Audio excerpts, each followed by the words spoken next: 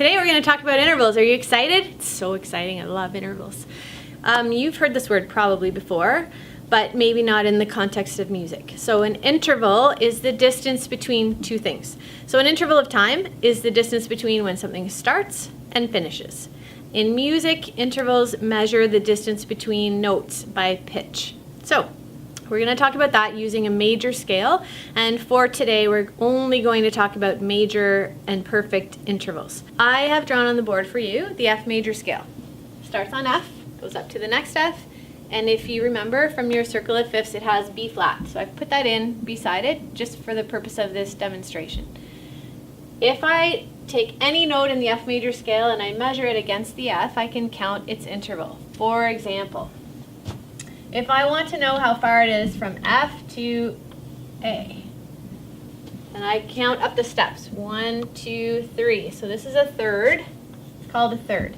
And because this note is in the F major scale, this is a major interval, and it's called a major third. So that means that from F to any note in the scale will be a major or a perfect interval, depending on the number. This gets a little bit tricky. 1, 4, 5, and 8 are perfect, and the other ones are major. So if I draw F to the next note, which is G, this is called a major second, because you count 1, 2, so you know it's 2, and it matches the scale, so it's major. If I go to the next one, which is B flat, so we've done G, A, and now we're doing B flat.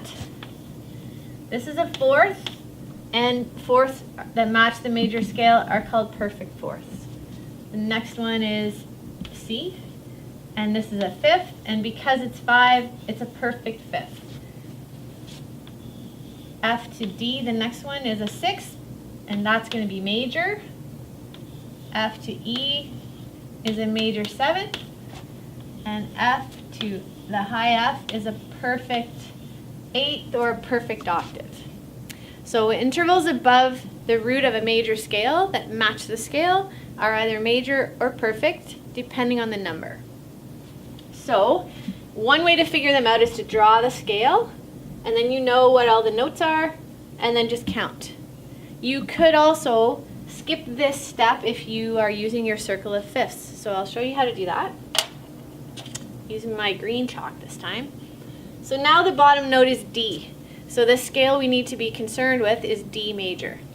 So first, I would figure out what the fourth note above D is, counting D. Because remember here we counted 1, 2, 3, 4. So counting D, 1, 2 would be E, 3, 4. So it's going to be some kind of G. But I don't know if it's G or G flat or G sharp yet. So I'm going to check my circle of fifths and see what is sharp or flat in D major.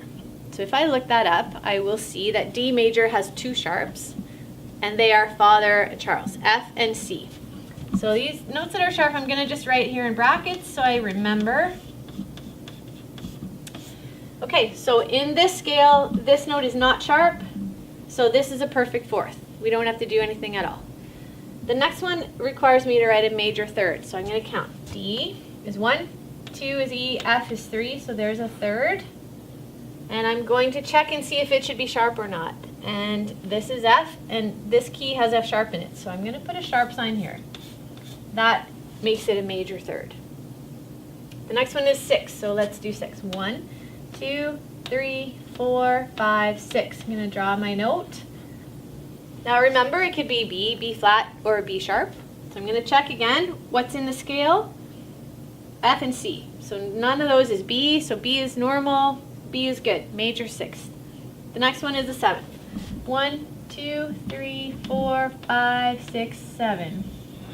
Some kind of C. Could be C flat, could be C sharp, I don't know. So we're going to check.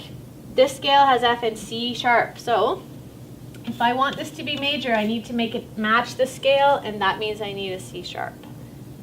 So you can write out the scale in C for yourself, or you can just use a circle of fifths and sort of skip that step. So before you go any further, I'd like you to try these 4. You're going to have to look at the bottom note as if it's the tonic in the scale, using your circle of fifths. Try to draw these intervals and stop the video so that you can try that, and then I will walk you through the answers. Okay, let's take up the answers. I hope you tried it on your own. The first one, the bottom note is E flat. So first you are going to count up 6. Counting E flat. 1, 2, 3, 4, 5, 6. So some kind of C. Then you check and see and ask yourself, what is in the key of E flat major? You look at your circle of fifths, which you of course know how to draw. E flat major has 3 flats, B, E, and A. Battle, ends, and. So you check. This is a C. Is that B, E, or A? Nope. So you're good. Major 6th. A major 7th above C sharp. Okay, so we're going to start by counting the 7. 1, 2, 3, 4, 5, 6, 7. Some kind of B. C sharp major has 7 sharps. That means everything is sharp. So that means that B is sharp when I play the scale, so I have to make it sharp. Now it's a major 7th. A major 2nd above E. So let's go. 1, 2. I'm going to draw it beside just because it'll be right on top of the E if I put it right on top. And now we're going to look up E major. E major on your circle of fifths has 4 sharps. Father Charles goes down. Father Charles goes down. So I need to know if that is one of these sharps, and that is F, and there's F. So this has to be sharp. Now that's a major 2nd. The last one is D flat, and you need a perfect 4th. So we're going to start on 1, 2, 3, 4. You look up D flat major in your circle of fifths. That has battle, ends, and down goes. 5 flats. Battle, ends, and down goes. So you have to figure out if that is one of these. This is G. It's G flat, so yes, you need to put the flat sign in. And that is how you do major and perfect intervals. Ta-da!